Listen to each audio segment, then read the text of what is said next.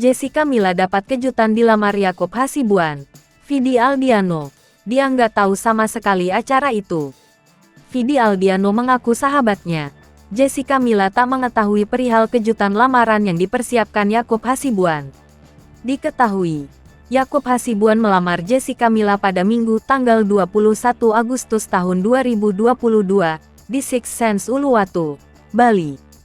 Vidi Aldiano mengatakan bahwa dirinya dan Jessica Mila sudah lama bersahabat. Bahkan, Vidi Aldiano juga sempat pergi ke luar negeri bersama Jessica Mila. Dikutip dari YouTube Kiai Haji Infotainment Rabu tanggal 24 Agustus tahun 2022, Vidi Aldiano memberikan penjelasan. Bahkan, Vidi Aldiano harus rela menyembunyikan Instagram story miliknya dari akun Jessica Mila. Hal ini bertujuan agar Jessica Mila tak tahu rencana Vidi Aldiano dan para sahabat untuk datang ke Bali mempersiapkan kejutan. Vidi menuturkan bahwa acara lamaran berlangsung dengan intim lantaran hanya dihadiri orang terdekat. Meski terlihat indah, tetapi Vidi mengaku bahwa acara tersebut cukup haru.